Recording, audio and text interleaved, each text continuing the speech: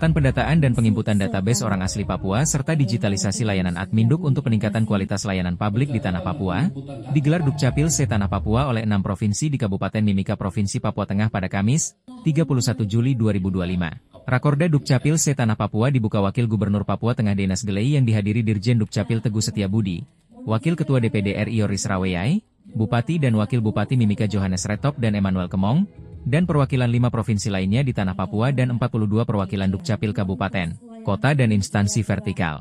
Wakil Gubernur Papua Tengah Denas Gelei dalam sambutannya mengatakan, pada agenda Rakorda tersebut ada 2 hal yang menjadi fokus pelaksanaan, yaitu percepatan pendataan dan penginputan database orang asli Papua dalam tujuan tersedianya data akurat sebagai dasar kebijakan dan penentuan alokasi dana otonomi khusus dan digitalisasi layanan Dukcapil bagi orang asli Papua menuju era digital. Dikatakannya data orang asli Papua sangat penting untuk memastikan pembangunan di Tanah Papua agar dapat berjalan adil, inklusif dan berkelanjutan serta melindungi hak-hak orang asli Papua. Oleh karena itu Dirjen Dukcapil telah meluncurkan aplikasi Sistem Informasi Administrasi Kependudukan, SIAK, khusus orang asli Papua secara terperinci. Berdasarkan SIAK orang asli Papua semester pertama tahun 2025 per provinsi, jumlah orang asli Papua di Papua Tengah berjumlah 526.410 jiwa, Papua Barat 294.436 jiwa, Provinsi Papua 269.693 jiwa, Papua Selatan 45.383 jiwa, Papua Pegunungan 8.370 jiwa, dan Papua Barat Daya 25.703 jiwa. Sebagai tuan rumah dan atas nama pemerintah Provinsi Papua Tengah, saya menyambut baik penyelenggara Rakorda Kependudukan dan Pencatatan Sipil seluruh Tanah Papua yang pertama ini. Kepada yang terhormat Bapak Dirjen Dukcapil Kemendagri beserta rombongan, saya mengucapkan selamat datang di Provinsi Papua Tengah yang baru berusia 3 tahun ini. Kepada para peserta Rakorda, Kepala Dinas Dukcapil Provinsi dan Kabupaten seluruh Tanah Papua,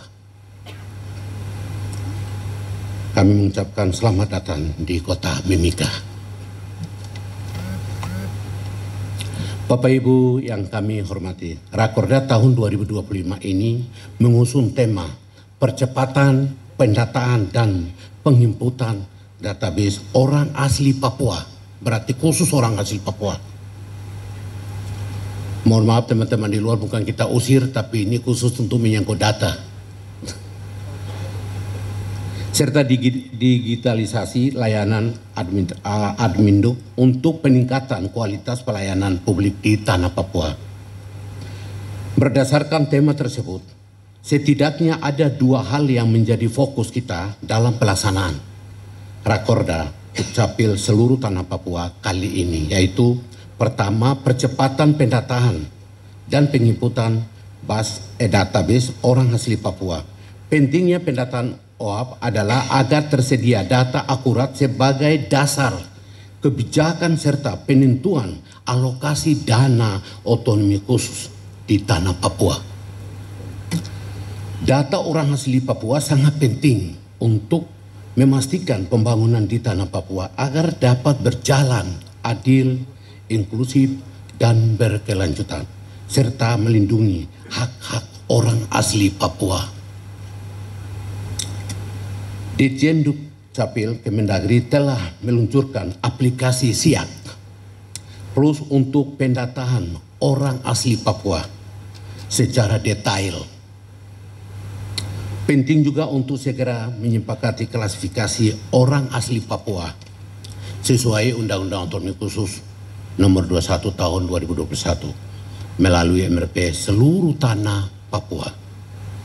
Berikut adalah data orang asli Papua per provinsi se-Tanah Papua yang telah terinput pada sistem pertanggal 28 Juli 2025, yaitu untuk kita ketahui bersama pada hari ini Papua Tengah 526.410 jiwa atau 51,35%. Papua Barat 294.436 jiwa atau 50,1%. Untuk Papua 269.693 jiwa atau 50,01%. Papua Selatan 45.383 jiwa atau 50,01%. Papua Pegunungan 8.370 jiwa atau 50,0%. Papua Barat Daya 25.703 jiwa atau 50,01%. Ini data sementara ya, data sementara. Jadi kalau Bapak Ibu kita tambahkan lagi ini, saya yakin pasti dia akan peningkatan. Pencatatan dan penginputan data orang asli Papua di tanah Papua masih perlu ditingkatkan melalui kerjasama seluruh pihak terkait. Data yang valid dan terintegrasi sangat penting sebagai dasar kebijakan afirmatif untuk meningkatkan kesejahteraan orang asli Papua di berbagai bidang. Bapak Ibu hadirin yang saya banggakan. Kedua adalah digitalisasi layanan administrasi kependudukan Adminduk di tanah Papua menjadi bagian penting dari transformasi layanan publik menuju era digital. Tantangan utama yang dihadapi meliputi keterbatasan jaringan internet, kondisi sosial masyarakat, dan faktor keamanan. Sehingga pencapaian dokumen Adminduk di tanah Papua masih rendah dibandingkan provinsi lain. Diperlukan sinergi semua pihak untuk mempercepat pendataan, pemanfaatan teknologi digital, dan pemerataan akses layanan. Dinas Dukcapil diharapkan terus berkomitmen memberikan layanan yang inklusif melalui upaya jemput bola, termasuk di daerah pesisir dan terpencil, demi memastikan kepastian hukum dan perlindungan identitas bagi seluruh warga di tanah Papua. Direktur Jenderal Kependudukan dan Pencatatan Sipil Teguh Setiabudi dalam pemaparan singkatnya mengatakan dari jumlah penduduk Indonesia sebanyak 286.693.000 jiwa, 2%-nya berdomisili di tanah Papua, di mana pelayanan Dukcapil saat ini mencakup 20 layanan terintegrasi termasuk sistem khusus dalam pelayanan kependudukan orang asli Papua. Jumlah penduduk Indonesia per semester 1 tahun 2025, yakni tahun ini, bulan Juni, itu juga sudah mengalami peningkatan. Sekarang jumlahnya sudah 286.693 jiwa. Ini 2%-nya ada di Papua, setanah Papua. Cukup besar. Oleh karena itulah kemudian kita juga sangat memperhatikan terkait masalah bagaimana pelayanan administrasi kependudukan dan pencatatan sipil. Ini kita terus perbaiki. Nah, kalau kita bicara masalah administrasi kependudukan dan pencatatan sipil, Bapak dan Ibu hormati, itu bukan hanya bicara KTPL. KTPL itu hanya salah satu dokumen saja.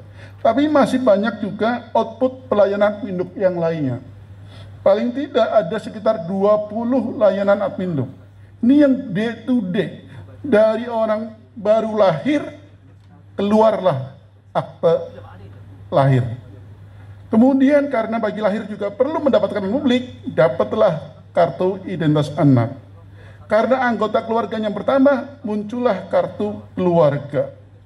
Kemudian berbagai urusan pencatatan sipil. Begitu nikah, akte nikah. Kalau terjadi sesuatu yang tidak diharapkan, ada cerai hidup, ada cerai mati. Meninggal, ada juga akte mati. Dan berbagai lain selain dinamika kehidupannya. Dan itu terus-menerus dilaksanakan. Khususnya untuk OHP, ini kita perlu lakukan lagi, karena ada atensi khusus. Oleh karena itu di Dukcapil Wagub sudah ada namanya modul atau aplikasi khusus untuk pendataan dan input data OHP, yakni Siak Plus yang nanti kami akan coba untuk Siak Plus. Nah, dalam hal ini nanti kami berharap seluruh Kadis Dukcapil setanah Papua aplikasinya sudah ada.